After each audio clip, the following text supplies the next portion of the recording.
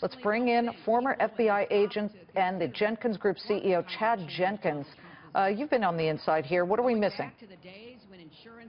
Well, I tell you what, Liz, I think what we need to look at is just from the standpoint of what a bomb drop this is by Director Comey. I mean, we're not talking from a military standpoint. I also had a former military hat.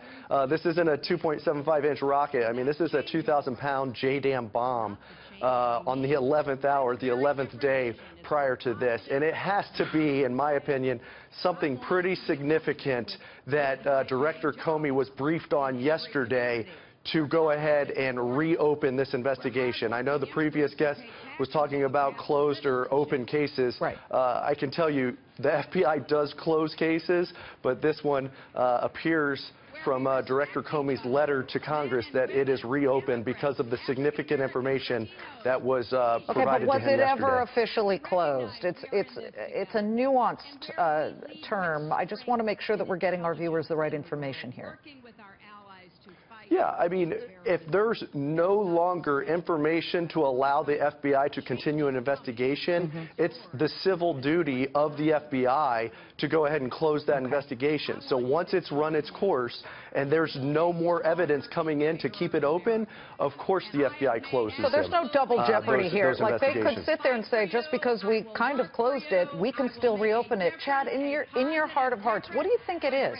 They said, just to re-clarify for people who just may be tuning in, this is brand new evidence that has come not from Hillary Clinton's server, but from a device of another government official.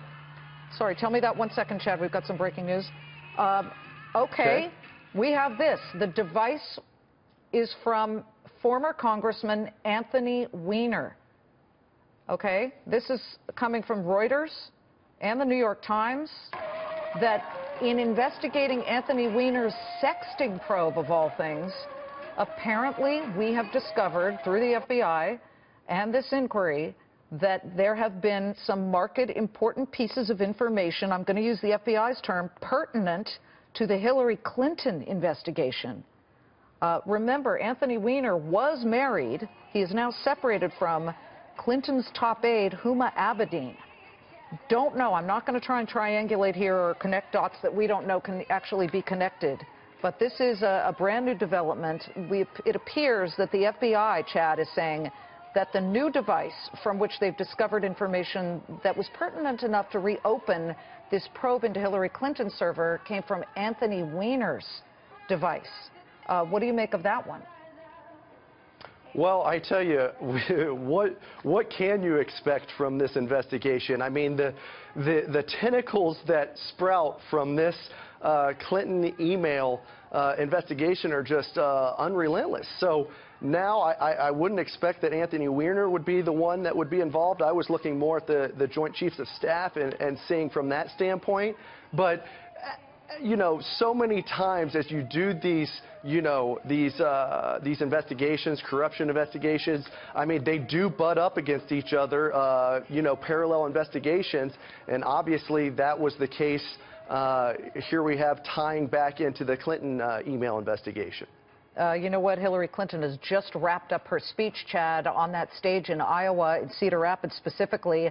Absolutely no mention of this development. Again, so far, not a single direct email from Hillary Clinton that has been part of these WikiLeaks dumps, mostly John Podesta, but now this brand new information coming in just the last minute and a half that it is former Congressman Anthony Weiner's device from which the FBI was able to glean during a totally separate investigation.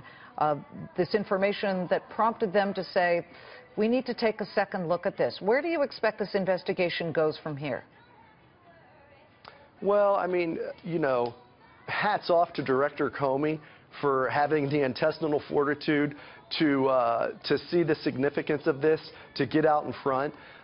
there's the whole multitude of areas in which this investigation can go, and it's going to be very difficult. Like I said, the 11th hour, 11 days prior to the election, to not jump to conclusions and jump down the throats of the FBI. I know we're all going to want to do that, but the agents at hand who are doing these investigations, my goodness, they're consummate professionals, and they will go where the evidence takes them, and we got to full-heartedly believe that they'll run it to the ground to seek justice for all of us, for all Americans. Chad, I really appreciate your expertise in this, having been on the inside at the FBI. Thank you so much.